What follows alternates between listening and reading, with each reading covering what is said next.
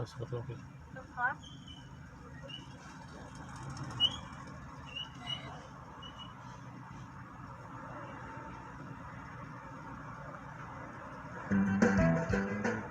No seu São João não pode faltar aquele delicioso bolo de milho, não pode faltar aquela canjica das boas, não pode faltar a pipoca da criançada, não pode faltar o mungunzá. No seu São João não pode faltar comida boa, ou seja, no seu São João não pode faltar tabajara. Tabajara, alimentos que fazem bem. No Dia do Amor, todos os amores se encontram na Tokito. A sua loja oficial do Grupo Boticário preparou presentes a partir de R$19,90. São vários kits para você aproveitar e encontrar o presente certo para o seu amor. Tem o Boticário, Eudora, Quem Disse Berenice, Vult e muito mais. Visite a loja ou compre pelo WhatsApp oficial Tokito 0800 744 2110. 0800 744 2110. Dia do Amor, presenteou na Tokito.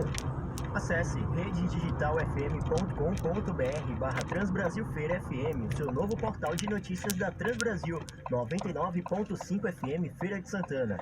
Nele você tem a programação ao vivo de todas as emissoras que cobrem o grupo de emissoras que cobrem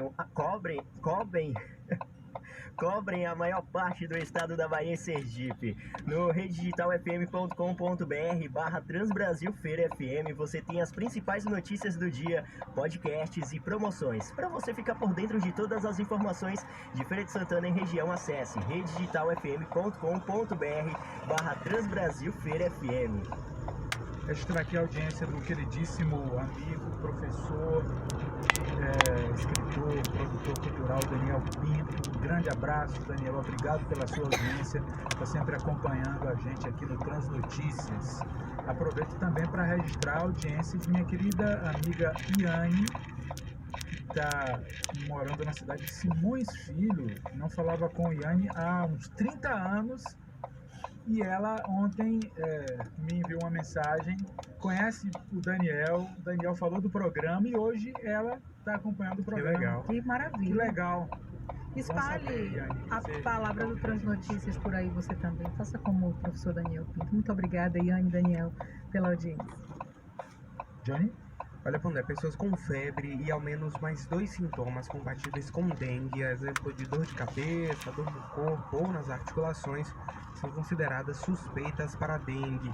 A recomendação da vigilância epidemiológica é que, ao notar os sinais, o morador procure a unidade de saúde mais próxima para receber orientações. A enfermeira da VIEP, Maricélia Lima, destaca que a hidratação é o principal tratamento contra a arbovirose. A Maricélia Lima disse o seguinte: é importante que esse paciente aumente o consumo de líquidos claros. Uma pessoa adulta com suspeita deve beber em média de 4 a 5 litros de água por dia, mas essa ingestão também pode ser complementada por chás, sucos e soros de reidratação, foi o que explicou a Maricélia Lima. Novamente eu trago ela, enfermeira da vigilância epidemiológica. Para ela, o maior risco é ter sinais de alarme e ficar em casa aguardando uma possível melhora. Aspas aqui para ela novamente. Paciente que tem vômito persistente, dor intensa na barriga, desconforto respiratório, sangramentos, não vai melhorar ficando em casa, tende a complicar. Ele precisa de hidratação venosa, disponibilizada em UPAs e policlínicas. Em hipótese nenhuma, deve ficar em casa sem assistência sofrendo. São considerados sinais de alarme para dengue. A gente lembra para você: dor na barriga intensa e contínua, vômitos persistentes, queda de pressão, sensação de desmaio, sonolência intensa, irritabilidade, aumento do fígado, sangramento de mucosas como boca, olhos e partes íntimas, sensação de sede intensa, mãos ou pés azulados, piora da doença que já existia. Gente, ao sentir algum desses sintomas, o paciente deve procurar de forma imediata as UPAs e policlínicas municipais. Fica aqui o alerta para todo mundo que está nos ouvindo nesse momento.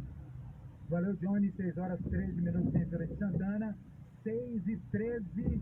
Para você que nos acompanha aqui no Transnotícias, em instantes a gente vai falar sobre cultura aqui no nosso programa. Vamos falar sobre a eleição do Conselho Municipal de Cultura, sobre a Lei Paulo Gustavo, recursos para a cultura aqui no nosso município. É um tema importante de respeito à economia criativa da cidade, de respeito quantidade muito grande de pessoas que atuam nesse universo. 6h14, vamos à nossa entrevista, segunda entrevista de hoje, aqui no Transnotícias, na Rádio Transbrasil. Momento Agro.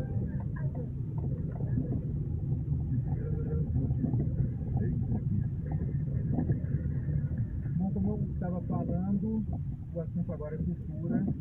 Nós estamos na expectativa da eleição do Conselho Municipal de Cultura, que é extremamente importante para o processo de implementação da Lei Paulo Gustavo aqui em nosso município. Recursos consideráveis, de mais de 4 milhões de reais, estão sendo designados para a Feira de Santana, e é importante que um plano de ação seja desenvolvido para que a cidade tenha acesso a esses valores. A gente vai falar agora com a produtora cultural e especialista em marketing e integrante do Fórum Permanente de Cultura, Aline Araújo, a respeito deste assunto. Aline, muito boa noite, tudo bem? Boa noite, tudo bem sim. Aline, inicialmente eu gostaria que você nos contasse como é que está a situação atual da eleição do Conselho de Cultura aqui em Feira. Assim, a eleição não aconteceu ainda, né?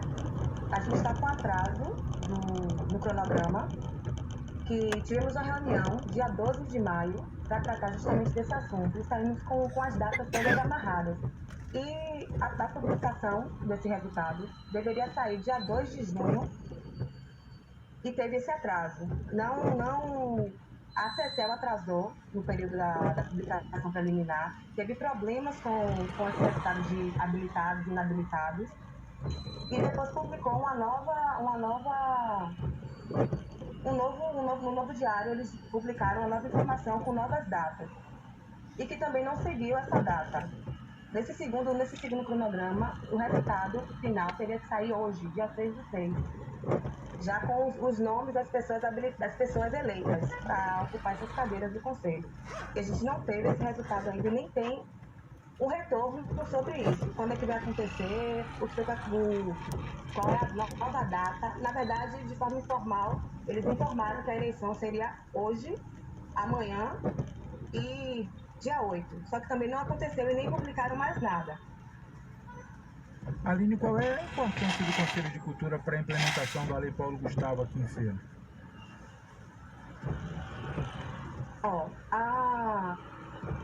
A importância do Conselho é que ele vai estar fiscalizando e garantindo que vai ser implementado aqui na cidade. Pega pra no final daqui. Só lembrando para quem está ouvindo a gente, o mandato... Por que você não espera eu pegar para depois soltar? O Conselho de Cultura já foi encerrado e nesse momento o Feira de Santana não tem um Conselho de Cultura ativo. O Conselho de Cultura da cidade não está funcionando. A Secretaria apresentou alguma justificativa para esses adiamentos, porque pelo que você explicou, já foram 2 adiamentos, não é isso? Isso, já foram 2 adiamentos. Mas só corrigindo aqui, a data do mandato desse conselho vai até o dia 11 de junho. Então até o dia 11 de junho. Isso. No dia 12 de maio, na reunião que a gente teve com representantes da sociedade civil, com os atuais conselheiros e com o Jairo, com o secretário, a gente decidiu que no dia da eleição, quando saísse o resultado, dia 2 de junho, já poderia atuar um novo conselho, e não teve isso. Então, eles ainda estão com mandato até o dia 11 de junho. Então, a gente tem aí 5 dias para finalizar o mandato deles.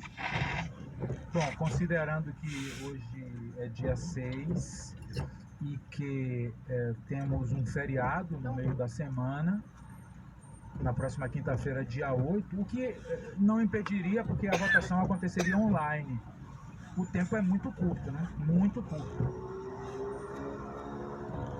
Muito curto mesmo.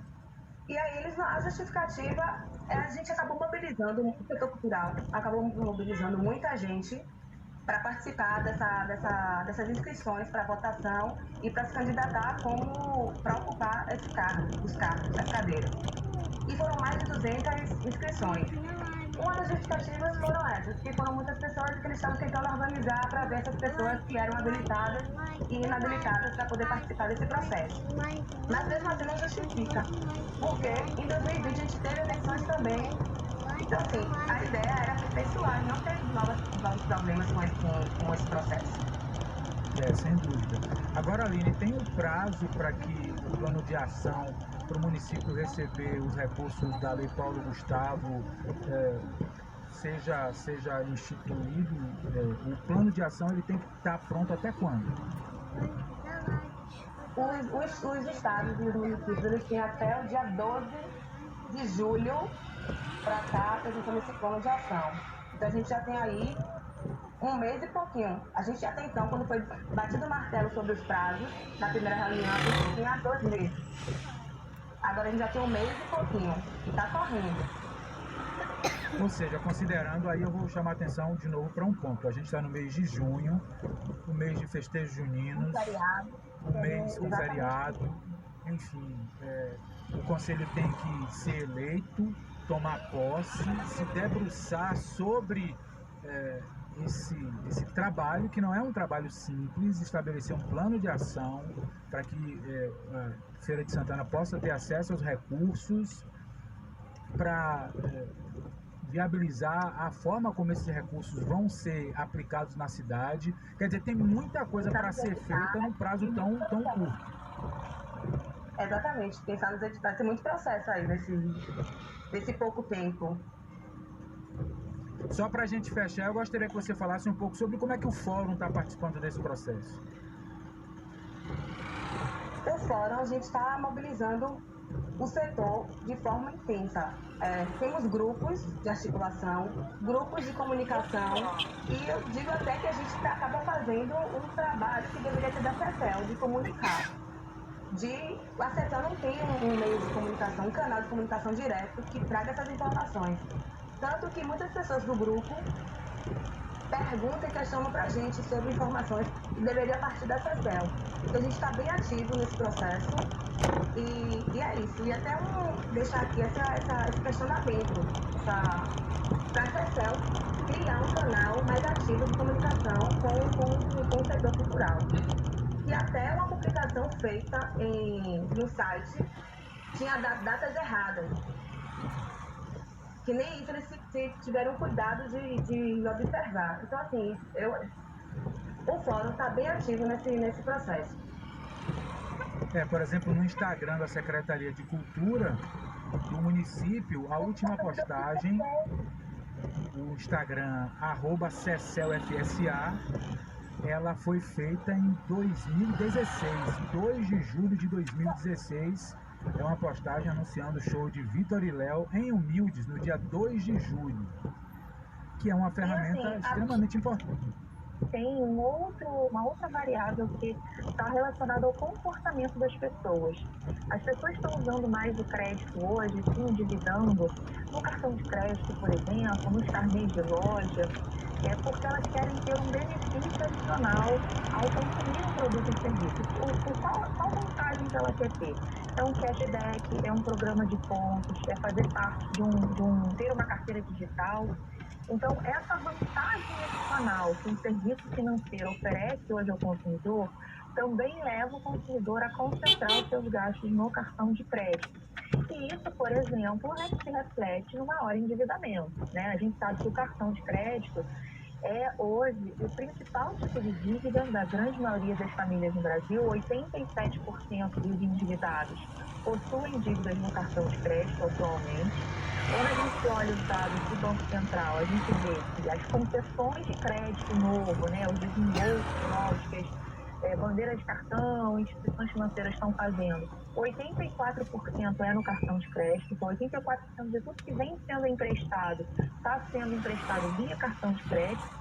Quando a gente compra uma coisa à vista, uma coisa parcelada no cartão, a gente está usando um dinheiro que não é nosso, um dinheiro que é de terceiros, e a gente precisa pagar por aquele recurso, a gente paga uns juros por usar aquele recurso, uns juros que muitas vezes está embutido no valor da compra, no valor final do bem ou do serviço. Então, esses fatores levaram a esse endividamento mais alto, Hoje a gente tem, né, um nível de endividamento que, se a gente for comparar com a série histórica, é muito alto diante da realidade de juros que a gente tem. Em outros momentos, a gente teve alta da proporção de endividados, mas com níveis de juros mais baixos do que o atual. Hoje, por exemplo, a gente tem juros de mercado, em média, 60% das pessoas físicas, quando a gente olha todas as modalidades de crédito. Então, é um juros que vem crescendo e, mesmo assim, a proporção de endividados também cresceu.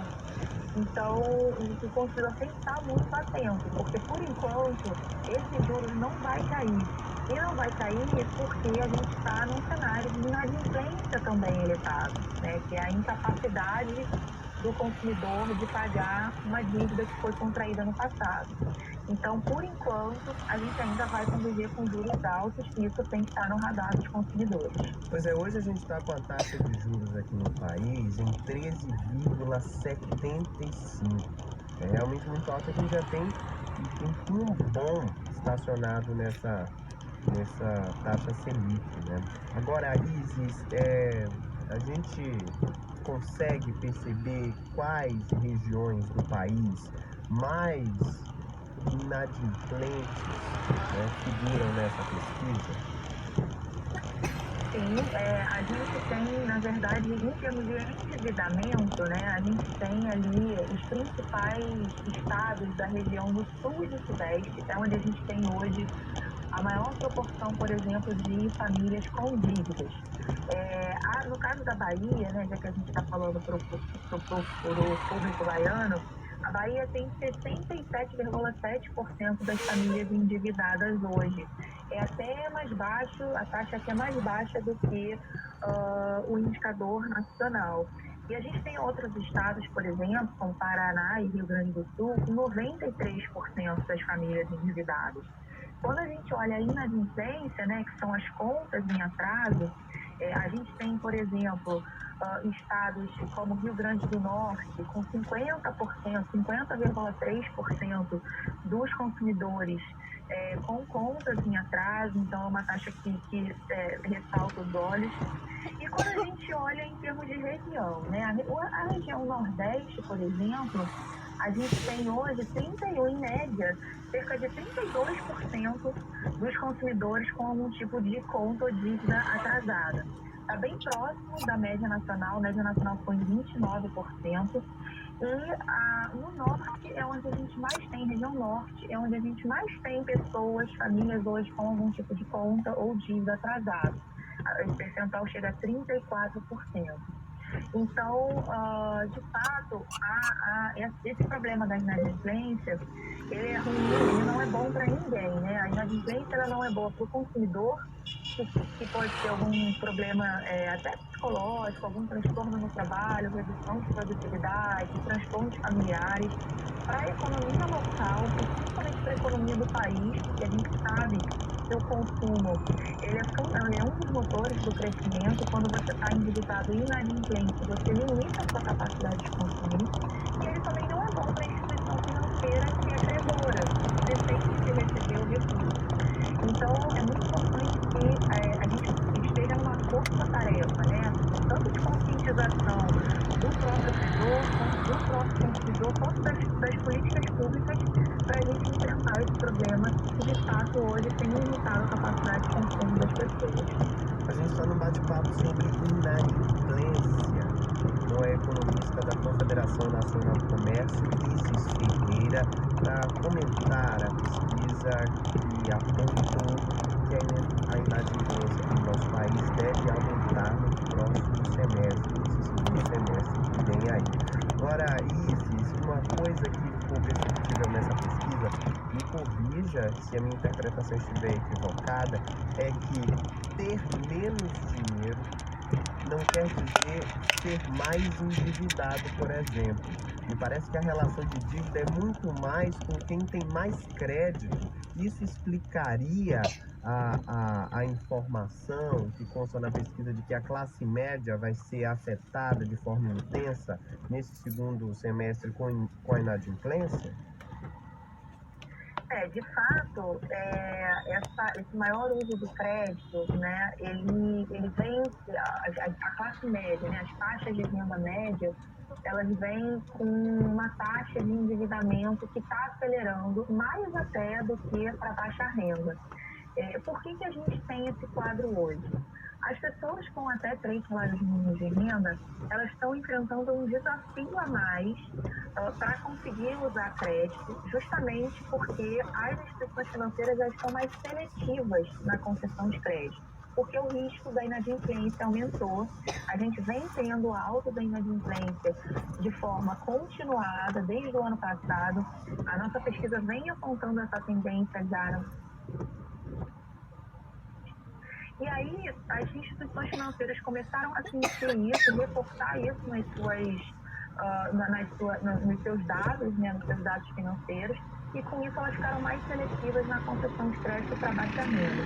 A classe média, por sua vez, ela vem necessitando, vem usando mais o crédito, necessitando mais por 2 motivos, né?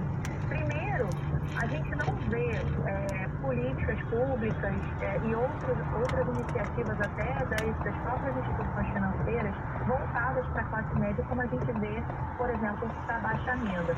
A gente tem para a baixa renda um Bolsa Família, que ampliou a quantidade de beneficiários, que ampliou o valor pago, né, por beneficiário. Então, de certa forma, as pessoas de baixa renda elas estão sendo alvo de políticas que têm melhorado a renda disponível desse grupo. A alta renda, por sua vez, tem um colchão de consumo maior, né, mais significativo, e pode fazer frente a qualquer dificuldade de orçamento, de custo de caixa. Enquanto que a classe média, ela não vem sendo alvo de nenhum tipo de medida, nenhum tipo de iniciativa. Agora é que a gente veio ter uma revisão, por exemplo, da tabela do imposto de renda. Mas, de certa forma, a classe média vem sofrendo, né? Sofreu com a inflação alta também, sofreu com maior nível de endividamento. Hoje, as pessoas nas faixas de renda média, elas têm dívidas em 2, 3, 4 modalidades diferentes. Então, o nível de endividamento aumentou. E isso também expôs essas famílias a maior inadimplência. Então, por isso, hoje a gente está vendo um endividamento e uma inadimplência crescerem de forma mais acelerada, justamente na classe média. E é bom lembrar que a classe média representa mais de 50% da população brasileira, pouco mais de 50%, né? Então, é um grupo que é um grupo bastante representativo e que vai precisar ser